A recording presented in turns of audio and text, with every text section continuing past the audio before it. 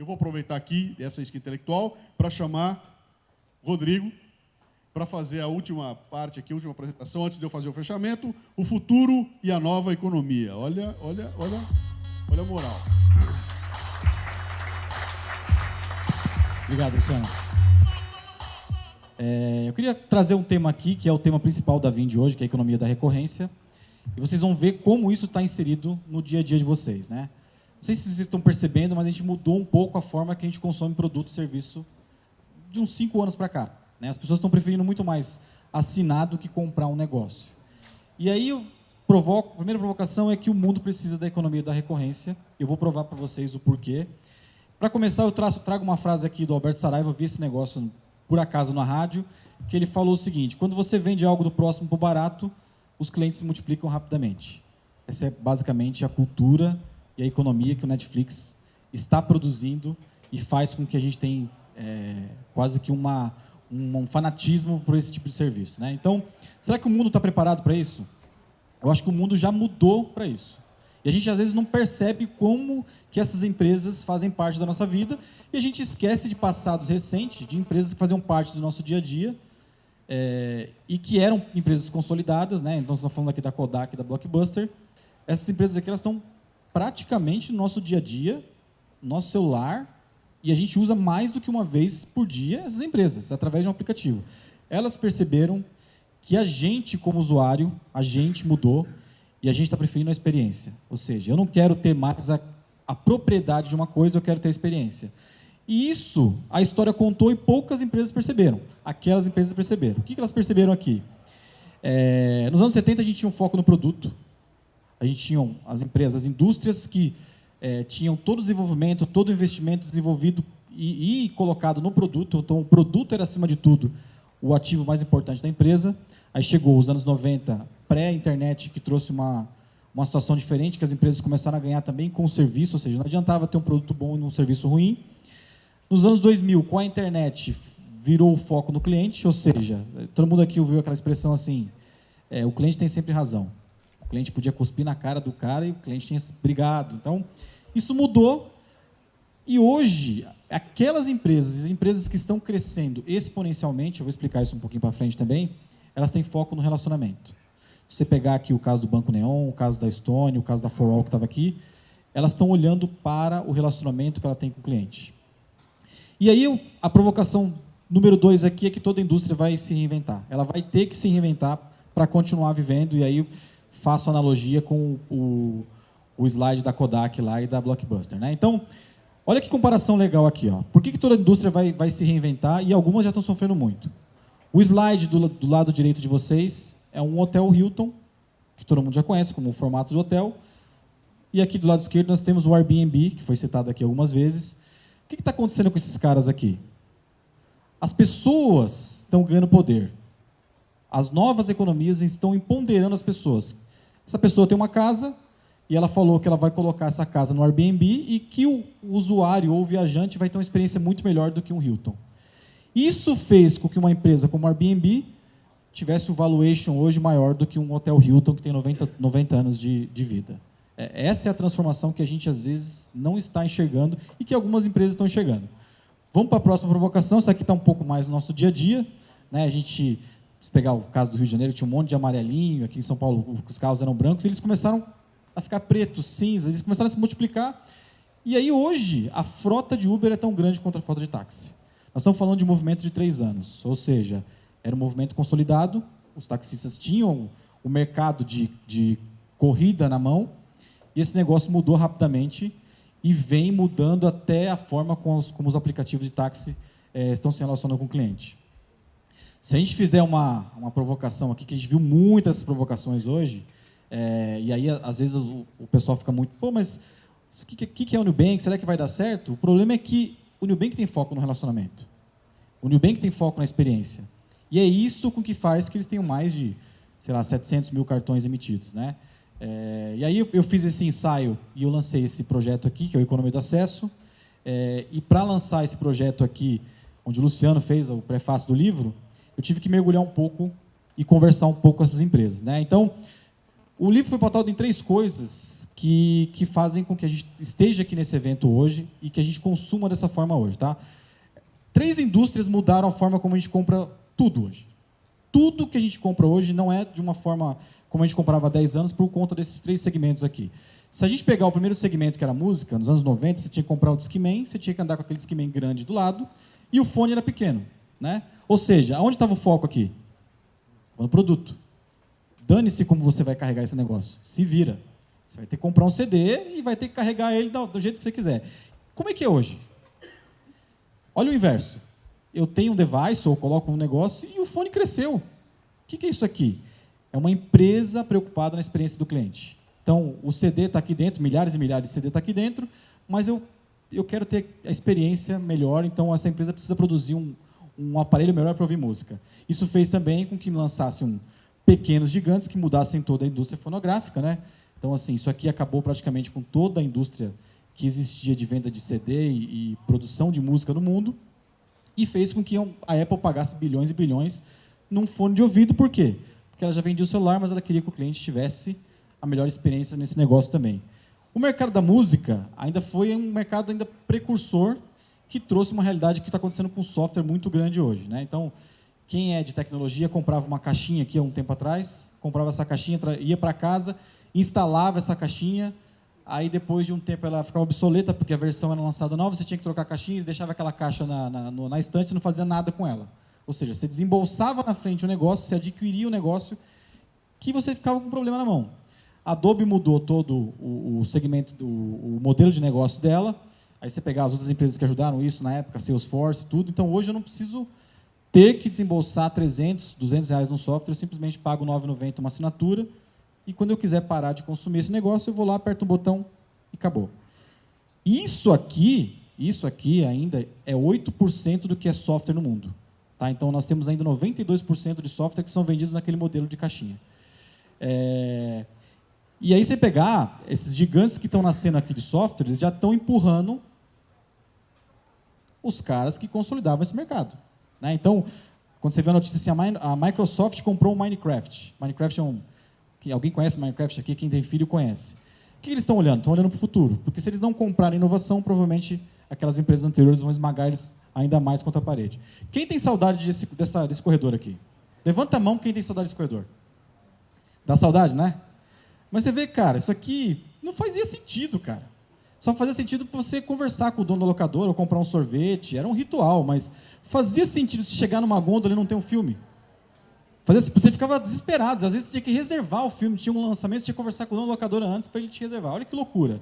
Esse negócio mudou tanto que hoje a nossa locadora está na nossa televisão, no nosso celular, no nosso iPad, e é um custo muito mais razoável do que a gente pagava lá. Né? Tinha gente que comprava DVD, eu comprava DVD na Blockbuster por R$19,90, naquele feirão da Blockbuster, o cara gastava R$100, saía com aquele negócio, aí tinha que comprar um rack que guardasse, olha que loucura. E aí, olha que interessante essa foto. Essa foto é a última foto da Blockbuster viva no mundo. Né? Tinha 70 milhões de clientes. Ofereceram o Netflix para ela por 50 milhões, ela falou não. Né? Mas o que fez a Blockbuster não olhar para o futuro? Nós falamos muito sobre inovação aqui hoje. Não estava na mão desses caras fazer o Netflix? O que aconteceu? Tem uma coisa chamada ceticismo em inovação, que o cara é tão consolidado, tão grande, que ele fala, não, isso nunca vai acontecer. Isso aí, você acha? Streaming, isso não existe. E aí aconteceu a revolução do consumo. Então, não foi o Netflix que quebrou a Blockbuster, fomos nós. Porque a gente mudou a forma que a gente consome produto. Né? Então, hoje, 70% da mídia impressa já vende através de assinatura online. Ou seja, será que são os portais digitais que mataram os jornais tradicionais? Ou é a gente que hoje prefere ler notícia no digital, no celular? Até ler notícia na rede social. Né? O que está acontecendo com a educação no mundo? 2 bilhões de pessoas já estudam online. A gente está mudando a forma de entrar numa fila na escola, bater o sinal, ouvir um cara de branco na frente, autoritário, para estudar online. Isso aqui vai mudar completamente. Nós temos ainda 5 bilhões de pessoas que vão fazer essa mudança. E a sua casa está controlada por um app. Né? Então, olha a revolução do consumo. Eu falei sobre mídia, eu falei sobre assinatura, compra de filme, eu falei sobre educação, e aqui, tá, quem sabe, o Guilherme mostrou um slide hoje de uma empresa que o Google comprou, que é a Nest. Você instala o Nest em casa e você acaba controlando sua casa por um aplicativo. Isso aqui era impensado há 20 anos, 10 anos atrás. Você falava essa história aqui, era uma loucura. Supermercado em casa. Nós vamos assistir uma revolução do varejo quando alguém conseguir fazer a cesta básica em casa. Tem uma empresa chamada Home Refill, deem uma olhada nessa empresa, você vai lá, monta seu pacote, todo mês está lá a cesta básica que você tinha em casa. O que está acontecendo com isso? O mundo está mudando, e quem vai liderar essa mudança são alguns de vocês, que não tiverem o ceticismo que aquelas empresas tiveram. Né? E aí tem um estudo do Google com a NASA, e acabou virando uma universidade, que é a Singularity, que ela fala muito sobre empresas exponenciais. E eles estudaram as empresas e mostraram alguns estudos assim. A Adobe demorou 20 anos para valer 20 bilhões de dólares, e eles cruzaram algumas informações com algumas empresas com menos de 5 anos que demoraram valem o mesmo valor com 3, 4 anos de vida. O que é isso? É uma empresa exponencial. Ou seja, ela já nasce com a possibilidade de impactar bilhões e bilhões de pessoas. E aí o nosso conceito que eu trago para essa reflexão aqui é: aquelas empresas exponenciais lá, ela tem na natureza um modelo escalável, replicável, exponencial e recorrente. Todas elas. Se você pegar todas as empresas aqui, elas têm aquelas 4 qualidades lá, ou as 4 características. E aí a provocação que eu começo a fazer aqui, entrando um pouco no meu dia a dia, é que toda empresa deverá ser uma empresa de tecnologia. Conversei com o executivo da Whirlpool, o principal executivo da Whirlpool, ele falou assim: eu não vendo geladeira, eu não vendo fogão, eu vendo tecnologia. Eu sou uma empresa de tecnologia. Né? Esse mindset que poucas empresas conseguiram. E aí, se toda empresa deve ser uma empresa de tecnologia, eu trouxe 4 casos aqui brasileiros que usam robô por trás dos seus sistemas para melhorar o trabalho manual. Né? Eu vou pegar um pouco mais do meu exemplo aqui. E a nossa teoria é que todo trabalho mecânico vai ser automatizado. Então, a gente está falando de advocacia, tem advocacia que fica o dia inteiro lendo o contrato, o robô já está fazendo isso. Gerentes de investimento estão sendo substituídos por robôs de investimento, a SmartBot faz muito bem, é um dos exemplos aqui. Isso é uma verdade que eu acredito muito. E aí eu trago um case aqui para mostrar o quanto que a gente conseguiu fazer de automação de pagamento, automação de cobrança.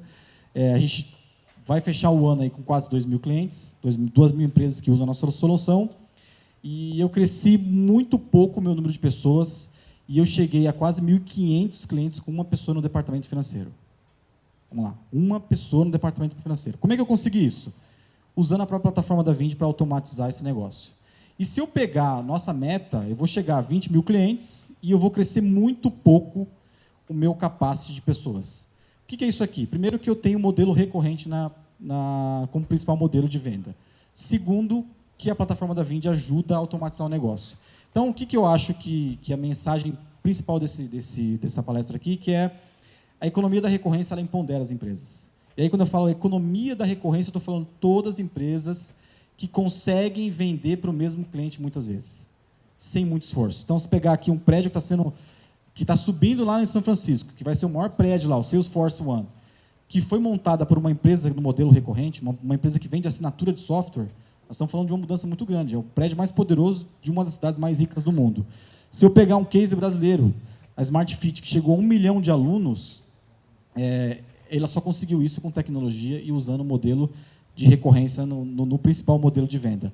E aí eu tenho um case aqui dos nossos clientes, esses são os nossos clientes que usam as suas soluções da Vindi, e eu fiz um estudo rápido, assim, eles são 3% da população de assinantes no Brasil. Né? Bastante coisa, mas o que eles me ensinaram? Primeiro, o seguinte: modelo de assinatura aumenta a retenção do cliente. Isso é claro, por alguns motivos. Segundo, permite planejar melhor os próximos passos. Porque normalmente o empreendedor tem mais tempo para cuidar do próprio negócio. Tem mais tempo para cuidar do negócio, ele consegue sair daquele trabalho operacional, daquela loucura do dia a dia, e o lançamento de novos produtos também ficam mais evidentes. Essas empresas capitalizam mais rápido. Porque se ela consegue ter um modelo recorrente, ela consegue ir buscando receita. Ela não tem que se esforçar para conquistar o mesmo cliente todo ano, todo mês. E o lançamento de produtos fica uma coisa mais simples, porque ela acaba descobrindo dentro de casa alguma receita que ela não estava olhando. Então, é muito comum, a Editora Abril faz muito isso, ela tem uma assinatura de uma revista, aí ela lança um produto no meio, e aí você vê que os modelos de assinatura já são diferentes. O Spotify tem um plano familiar, então você vê que ela consegue lançar produtos de uma forma mais simples. Isso é só o começo, por quê? Como eu falei anteriormente, hoje 92% 93% da receita que é feita em software é feita naquele software de caixinha. Então, só aqui, todo o mercado de pagamento tem um absurdo campo para ser trabalhado. Segundo, que nesse modelo, empresas de software, empresas de tecnologia crescem 5 vezes mais rápido. Nós estamos falando aqui para empreendedores executivos de empresas de tecnologia. E aí a revolução do varejo fez que um cara que vendesse lâmina por assinatura fosse comprado por uma gigante como a Unilever. Então, não espantem vocês entrarem na gôndola de uma farmácia ou na gôndola de um grande supermercado e você ser impactado por uma assinatura de lâmina. Um cara foi comprado por $1 bilhão, um cara que estava com 3 milhões de assinantes. E aí faz com que a Gillette também entre no modelo recorrente, ou seja, todo varejista está procurando o modelo recorrente. Não se espantem também de vocês entrarem numa gôndola do Pão de Açúcar e foi oferecido para vocês uma assinatura de vinho. Onde está o sinal aqui? O Abílio Diniz tem um fundo chamado Península e investiu no maior clube de vinhos do Brasil, que é o Wine, e o futuro do varejo é a venda de assinatura. Aí sim nós estamos falando de um omnichannel. O cara vai vender pela internet, também vai vender na gôndola, e aí sim ele consegue alavancar a receita através de um modelo recorrente sustentável. Qual que é a nossa oportunidade aqui, né? Falando para nós, Brasil. Hoje o PIB do Brasil está 1,5 trilhões, 72% disso está no mercado de serviço, ou seja, tem um caminhão de dinheiro por aí. 28% desse PIB vão precisar se reinventar. Estou falando de indústria e comércio. Se você pegar nessa crise atual agora, o comércio está sofrendo muito porque ele está ainda no modelo tradicional de vendas e ele vai precisar encontrar alguma forma de vender melhor. Isso estou falando do comércio em geral, inclusive o comércio online. Tá? E aí você pegar aqui um ensaio, aqui tem o possível novo supermercado 2.0, você consegue comprar tudo pela internet hoje através do modelo recorrente, desde cosméticos, café, cerveja, até produtos pet, tem esse mercado bem grande também. E as escolas online, elas já têm outra cara também. Então, não se estranhe que o seu filho um dia procure uma escola como essa e fale, não, eu vou me formar aqui e não numa universidade tradicional. Isso já está acontecendo, tá, pessoal? Não é... Com software também, a gente tem bons cases de software. A gente está falando de gente aqui que tem mais de 50 mil clientes. Estamos falando de gente que está fazendo volume e não tem 3 anos de vida. O que é isso aqui? É aquela escala do crescimento exponencial. Previsão, né? A Gartner fez um estudo rápido no ano passado e ela falou assim, em 2020, 80% das empresas de tecnologia serão empresas de assinatura. Ou seja, toda empresa de tecnologia ela vai encontrar um modelo de assinatura no meio do negócio. A SAP, a Microsoft, elas demoraram muito e recusaram o modelo tradicional, o modelo de assinatura, quando a Salesforce começou a empurrar elas contra a parede. O que está acontecendo agora? Todo mundo mudando o modelo. Tá? Então, você pegar aqui o slide que a Gartner fez, a mudança é clara aqui. O verde aqui era o modelo tradicional de distribuição de software, de tecnologia, e como que ela enxerga que vai ser em 2020. Então, mensagem final aqui, pessoal. Hoje, nós temos 7 bilhões de pessoas no mundo. 7 bilhões de pessoas é bastante gente, né? E a pergunta que eu devolvo para vocês é, o que vocês estão fazendo para impactar elas agora? Muito obrigado. Valeu.